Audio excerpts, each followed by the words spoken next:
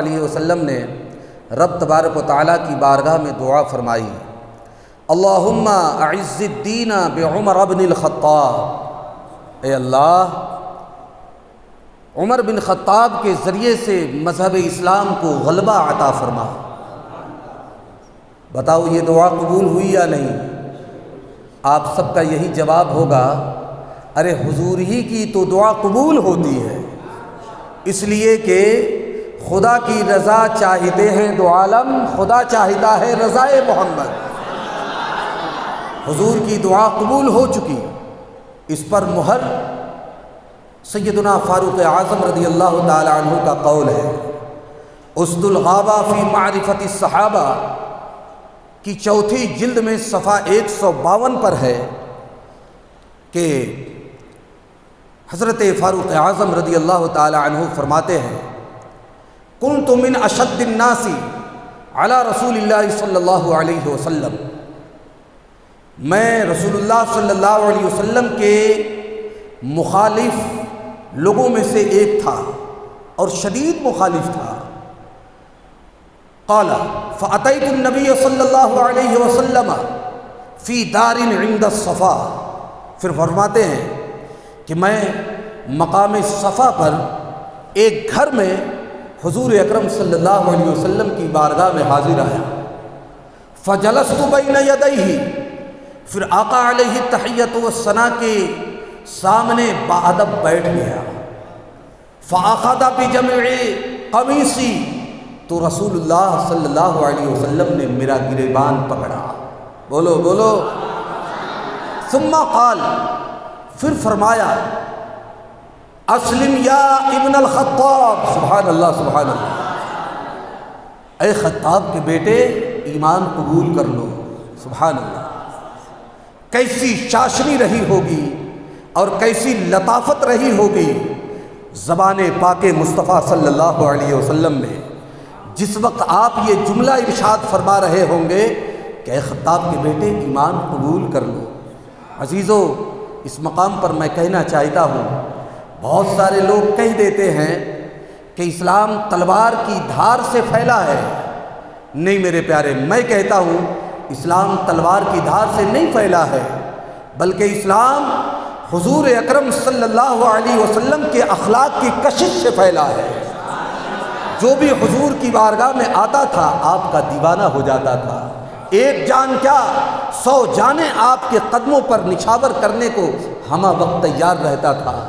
عتبہ بن ربیعہ کا بیان ہے، جو خطیب قریش تھا، بڑا ہی ساحر البیان اور فصیح اللسان تھا، اس نے جب حضور اکرم صلی اللہ علیہ وسلم کی زبان پاک سے قرآن مقدس کی چند آیتیں سنی تو ہانپتا کانپتا ہوا قریش کے پاس پہنچا اور کہنے لگا، اے صنادید قریش، حضور جو کلام پیش کرتے ہیں نہ وہ جادو ہے نہ کہاوت ہے، ان کے لفظ لفظ میں ایک ایسی پرتاثیر لذت ہے جو دلوں کو موہ لیتی ہے اور قلوب کے اندر خشیت الہی کا سیلاب لاتی ہے۔ عزیزان گرامی، یہ خطیب قریش کی بات ہے۔ کہنے کا مطلب یہ ہے حضور نے تلوار کی دھار دکھا کر کے نہیں بلکہ اخلاق کی کشش دکھا کر کے اسلام کی تبلیغ فرمائی ہے۔ اے کاش کہ ہمارے اندر بھی حضور اکرم صلی اللہ علیہ وسلم کی اخلاق کی کشش پیدا ہو جائے تو انشاءاللہ تبارک و تعالیٰ اسلام اس دور میں بھی غالب ہو جائے گا۔ عزیز و بہرحال آقا علیہ الصلوۃ والسلام نے فرمایا، اسلم یا ابن الخطاب، اے خطاب کے بیٹے اسلام قبول کر لو۔ اور اس کے بعد آپ نے ارشاد فرمایا، اللہم اہدہ، کہ اللہ مولا اس کو ہدایت عطا فرما۔ پھر کیا ہوا پیارے؟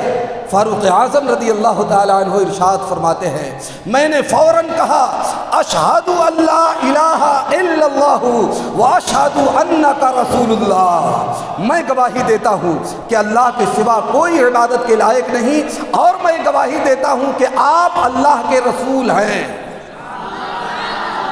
فکبر المسلمون تکبیرۃ سمعت من اطراف مکہ، بولو بولو۔ تو اس وقت صحابہ اکرام نے نعرے تکبیر بلند کیا، ایسا نعرہ اور ایسی آواز تھی پیارے کہ کہ اطراف مکہ میں، مکہ کے گرد و نواح میں نعرہ تکبیر کی آواز سنائی دی۔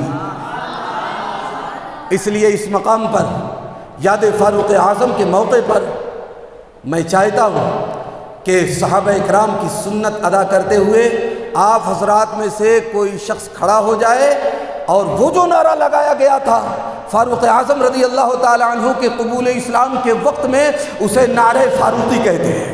کیا بولتے ہیں؟ نعرہ فاروق۔ مسلک اعلیٰ حضرات، فیضان اعلیٰ حضرات، عشق محبت، عشق محبت، پیار محبت، پیار محبت آ چکے ہیں۔ بارگاہ رسالت میں آپ صلی اللہ علیہ وسلم میں حاضر آئے اور عرض کرتے ہیں، یا رسول اللہ صلی اللہ علیہ وسلم، السنا علی الحق ان متنا و ان حیینا۔ یا رسول اللہ صلی اللہ علیہ وسلم، کیا ہم حق پر نہیں ہیں خواہ ہم جیے یا مریں؟ قال بلا والذی نفسی بیدہ انکم علی الحق ان متم و ان حییتم۔ آقا علیہ السلام نے فرمایا، کیوں نہیں، قسم ہے اس ذات پاک کی، بے شک تم حق پر ہو خواہ تم جیو یا مرو۔ تو فاروق اعظم رضی اللہ تعالیٰ عنہ نے عرض کیا، ففیم الاختفاء، یا رسول اللہ صلی اللہ علیہ وسلم، جب ہم حق پر ہیں تو پھر چھپنا کیسا؟ بولو بولو۔ اور اس کے بعد آپ نے فرمایا، قسم ہے اس ذات پاک کی، یا رسول اللہ، جس ذات نے آپ کو حق کے ساتھ بھیجا ہے، آپ ضرور باہر تشریف لائیے، باہر نکلیے۔ اور فرماتے ہیں کہ ہم حضور کو باہر لے کر کے دو قطاروں میں نکلے، ایک قطار میں سیدنا امیر حمزہ رضی اللہ تعالیٰ عنہ تھے اور دوسری قطار میں فرماتے ہیں کہ میں خود تھا، سبحان اللہ۔ اور اس قدر گرد اڑاتے ہوئے بیت اللہ شریف میں مسجد میں داخل ہوئے کہ اہل قریش فرماتے ہیں کہ ہمیں دیکھنے لگے، اور ہمیں دیکھ کر کے انہیں ایسا دھچکا لگا کہ اس سے پہلے کبھی ایسا دھچکا نہیں لگا تھا۔ اللہ اکبر، اللہ اکبر۔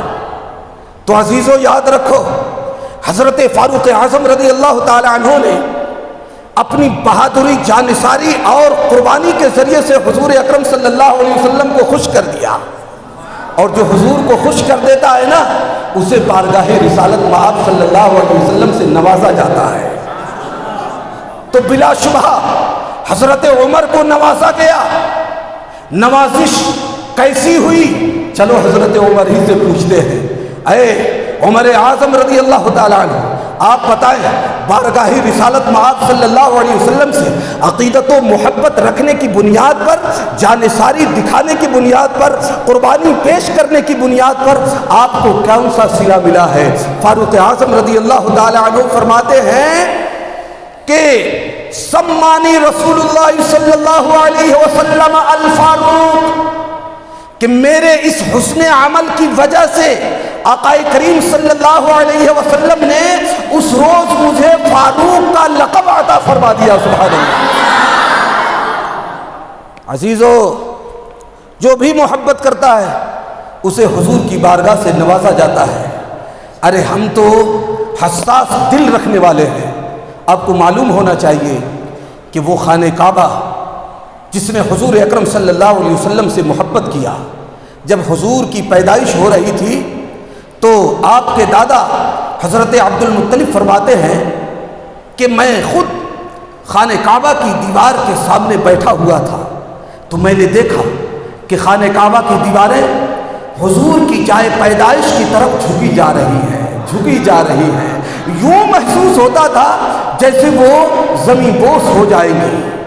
عزیزو یاد رکھو، خانہ کعبہ نے حضور اکرم صلی اللہ علیہ وسلم کی پیدائش سے محبت کیا تھا۔ جانتے ہو اسے کیسا نوازا گیا؟ آقا علیہ السلام نے اس محبت کا صلہ اسے ایسا عطا فرمایا کہ قیامت تک کے لیے مسلمانوں کا قبلہ بنوا دیا۔ عزیزان گرامی وقار بہلحاد، سیدنا فاروق اعظم رضی اللہ تعالیٰ عنہ ایمان لا چکے ہیں۔ ایمان لانے کے بعد آپ کی ذات پاک مذہب اسلام کے لیے اور مسلمانوں کے لیے کتنی نفع بخش ہے، اسے ایک صحابی حضرت سیدنا عبداللہ ابن عباس رضی اللہ، عبداللہ ابن مسعود رضی اللہ تعالی عنہ کی زبان پاک سے سماعت کریں۔ آپ فرماتے ہیں کہ فاروق اعظم رضی اللہ تعالی عنہ کا قبول اسلام در حقیقت یہ اسلام کی بہت بڑی فتح تھی، سبحان اللہ۔ آپ کی ہجرت نصرت تھی، آپ کی امامت رحمت تھی، سبحان اللہ۔ فرماتے ہیں ہم نے دیکھا کہ حضرت عمر کے اسلام لانے سے پہلے ہم بیت اللہ شریف میں اعلانیہ نماز نہیں پڑھ سکتے تھے، لیکن جب فاروق اعظم رضی اللہ تعالی عنہ نے اسلام قبول کیا تو انہوں نے کفار و مشرکین سے لڑائی کی، اس کے بعد انہوں نے بیت اللہ شریف کے اندر ہمیں نماز پڑھنے دی۔ اللہ اکبر، اللہ اکبر۔ میرے پیارے، ایک بات اور یاد رکھیں، جملہ صحابہ کرام نے جو علم دین حاصل کیا تھا تو آقا کریم صلی اللہ علیہ وسلم کی بارگاہ سے حاصل کیا تھا۔ جملہ صحابہ کرام مشکات نبوت کے فیض یافتہ ہے، ان میں حضرت سیدنا فاروق اعظم رضی اللہ تعالی عنہ بھی ہے۔ آپ نے بھی آقا علیہ الصلوۃ والسلام سے علم دین حاصل کیا، لیکن آپ نے جو علم حاصل کیا اور حضور نے آپ کو جو علم عطا فرمایا اس کا اظہار خود حضور نے فرما دیا ہے، سبحان اللہ۔ چنانچہ یہ واقعہ بھی اسد الغابہ فی معرفت الصحابہ کے اندر ہے، 4 جلد میں۔ حضور ارشاد فرماتے ہیں کہ میں ایک مرتبہ سو رہا تھا کہ میں نے ایک پیالہ دیکھا، جو پیالہ میرے پاس لایا گیا میں نے دیکھا پیالہ دودھ سے لبالب بھرا ہوا ہے، میں نے اس سے پیا یہاں تک کہ سیرابی کے آثار میں نے اپنے ناخنوں میں محسوس کیے، سبحان اللہ۔ اور اس کے بعد بھی دودھ بچا ہوا تھا تو بچا ہوا دودھ میں نے عمر بن خطاب کو عطا فرما دیا، سبحان اللہ۔ صحابہ اکرام نے آپ سے عرض کیا، یا رسول اللہ صلی اللہ علیہ وسلم آپ نے اس خواب کی کیا تعبیر ارشاد فرمائی ہے؟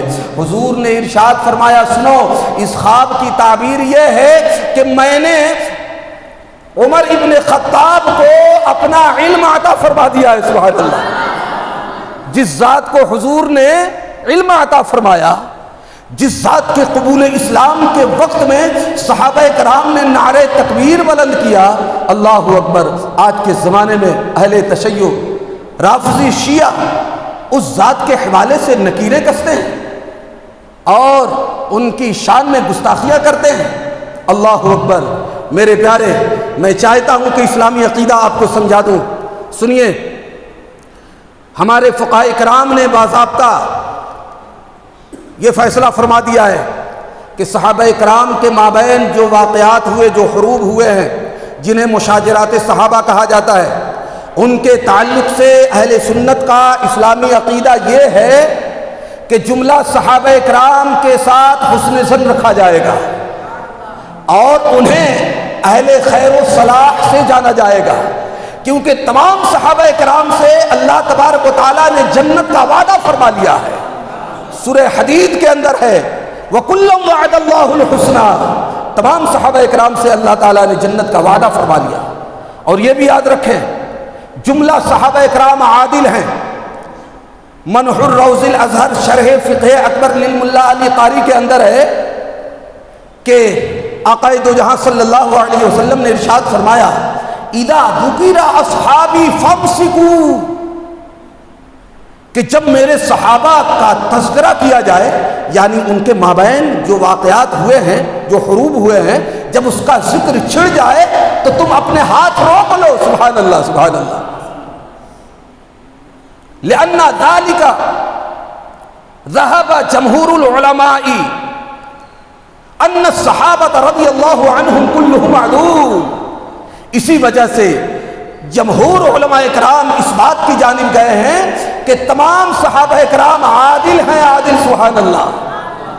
اور اسی کتاب کے اندر ہے اصحابی کالنجوم فبأیہم اقتدیتم اہتدیتم، میرے صحابہ ستاروں کی طرح ہیں، تم ان میں سے جن کی بھی پیروی کرو گے کامیاب ہو جاؤ گے۔ اور بہار شریعت کے اندر ہے پیارے کہ صحابہ کرام کے مابین جو واقعات ہوئے ہیں ان میں پڑھنا حرام حرام حرام ہے۔ ہمیں تو یہ دیکھنا چاہیے کہ یہ سارے حضرات حضور اکرم صلی اللہ علیہ وسلم کے جانثار اور ان کے سچے غلام ہیں، اس لیے ان کی تعظیم و توقیر کرتے رہنا چاہیے۔ اختصار کے ساتھ میں نے اسلامی عقیدہ بھی آپ کے سامنے پیش کر دیا ہے، فاروق اعظم رضی اللہ تعالیٰ عنہ کے فضائل و مناقب بھی احادیث مبارکہ کی روشنی میں آپ کے سامنے پیش کیا۔ آج بس اتنا ہی، انشاءاللہ تبارک و تعالیٰ پھر کبھی آگے موقع ملا تو بیان کیا جائے گا۔ رب تبارک و تعالیٰ ہم سب کو جملہ صحابہ کرام کی الفت و محبت میں جلائے، ان سے بے پناہ الفت و محبت کرنے کی توفیق رفیق عطا فرمائے، آمین بجاہ النبی الکریم علیہ الصلاۃ والتسلیم۔ استغفر اللہ ربی من کل ذنب واتوب الیہ، لا الہ الا اللہ محمد رسول اللہ وما علینا الا البلاغ المبین۔